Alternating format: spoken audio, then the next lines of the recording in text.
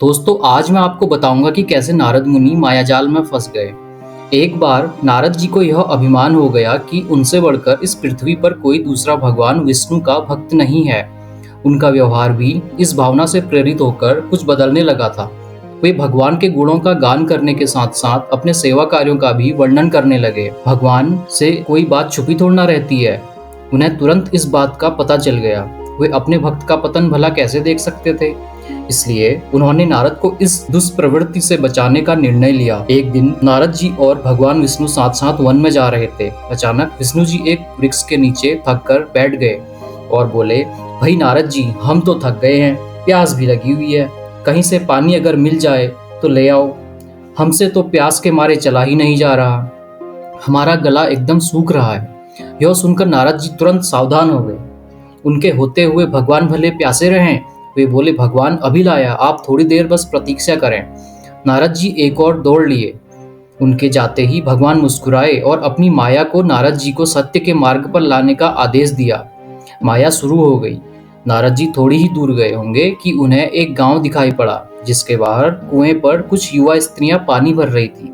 कुएं के पास जब वे पहुंचे तो एक कन्या को देखकर अपनी सुध-बुध खो बैठे, बस उसे ही निहारने लग गए। वह यह भूल गए कि भगवान के लिए पानी लेने आए थे। कन्या भी नारद जी का भावना समझ गई। वह जल्दी जल्दी जल से घड़ा भरकर अपनी सहेलियों के पीछे छोड़कर घर की ओर लपकी। नारद जी भी उसके पीछे पीछे हो लिए। कन्या तो घर के अंदर चली गई, लेकिन नारद जी के द्वार पर खड़े होकर नारायण नारायण का अलग जगाया। गृहस्वामी नारायण का नाम सुनकर बाहर आया। अब उसने नारद जी को तुरंत पहचान लिया। अत्यंत विनम्रता और आदर के साथ वो नारद जी को घर के अंदर ले गया और उनके हाथ पैर धोकर स्वच्छ आसन पर बैठाया तथा उनकी सेवा सत्कार में कोई कमी न छोड़ी। उनके आगमन से अपने को धन्य बताते हुए गृहस्वामी ने अपने योग्य सेवा के लिए आग्रह किया। नारद जी बोले, आपके घर में जो आपकी कन्या जल का धारा लेकर अभी अभी आई है, मैं उससे विवाह करना चाहता हूँ। नारद जी की बात सुनकर गृहस्वामी एकदम चकित रह गया, लेकिन उसे प्रसन्नता भी हुई कि मेरी कन्या एक ऐसे महान योगी तथा संत के पास जाएगी।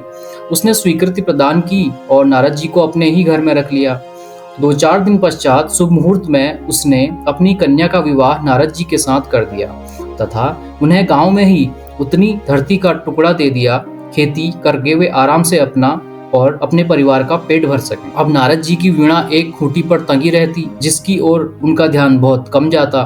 अपनी पत्नी के आगे नारायण को वे भूल गए। दिन भर खेती में लगे रहते, कभी हल चलाते, कभी पानी देते, कभी बीज बोते, तो कभी निराई गुड़ाई करते। जैसे जैसे पौधे बढ़ते, उनकी प्रसन्नता का ठिकाना न रहता। फसलें हर वर्ष पकती कटती, अनाज के उनके कोठार भर जाते। नारद जी गांव के एक संपन्न किसान माने जाने लगे। वर्ष दर वर्ष बीतते चले गए और नारद जी की गृहस्थी भी बढ़ती चली गई। 3-4 लड़के लड़कियां भी हो गए। अब नारद जी को एक क्षण की भी फुर्सत नहीं मिली थी।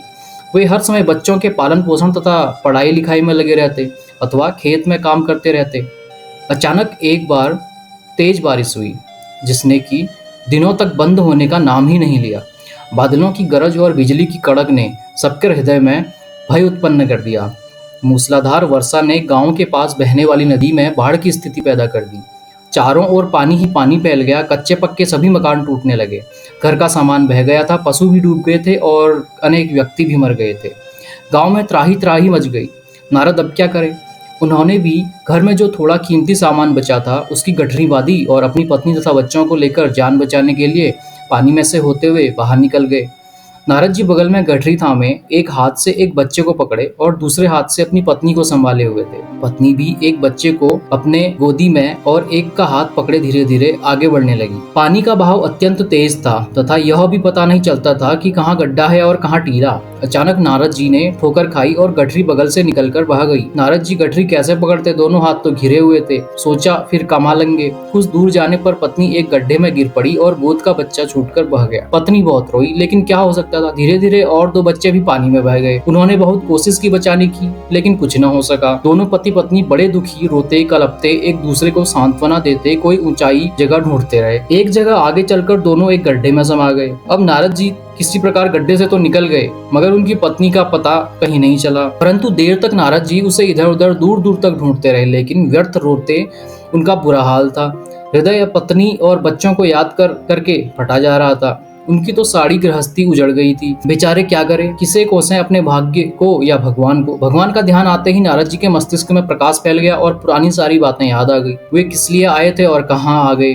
ओहो, भगवान विष्णु तो उनकी प्रतीक्षा कर रहे थे और वे वहीं होंगे अभी भी। ओहो, भगवान विष्णु तो उनकी प्रतीक्षा कर रहे होंगे, वे तो उनके लिए जल लेने आए थे और यहाँ गृहस्थी बसाकर बैठ गए। वर्षों बीत गए गृहस्थी को बसने में और फिर सब नष्ट हो गया। क्या भगवान अब भी मेरी प्रतीक्षा में उसी वृक्ष के नीचे बैठे होंगे। यह सोचते ही बाढ़ नदारद हो गई। गांव अंतधारण हो गया। वे तो घने वन में खड़े थे। नारद जी पछताते और शर्माते हुए दौड़े, देखा कुछ ही दूर पर उसी वृक्ष के नीचे भगवान लेटे हैं। नारद जी को देखते ही उठ बैठे और बोले, अरे भाई नारद, कहाँ चले गए थे, बड़ी देर लगा दी, पानी लाए या नहीं। नारद जी भगवान के चरण पकड़कर बैठ गए और रोने लगे। उनके मुंह में एक बोल भी नहीं फूटा। भगवान मुस्कुराए और बोले, तुम अभी तो गए थे, कुछ अधिक देर थोड़ी हुई है। लेकिन नारद जी को लगा कि वर्षों बीत गए। अब उनकी समझ में आया कि यह सब भगवान की माया थी, जो उनके अभिमान को चूर चूर करने के लिए पैदा हुई थी। वे सोचने लगे, उन्हें बड़ा घमंड था और उनसे बढ़कर त्रिलोक में दूसरा कोई भक्त ही नहीं है। लेकिन एक स्त्री को देखकर वे भगवान को भूल गए। उसको पछतावा होने लगा और उनका घमंड जरा सी देर में ढेर हो गया। वे पुनः सरलता और विनय के साथ भगवान के गुण गाने लगे।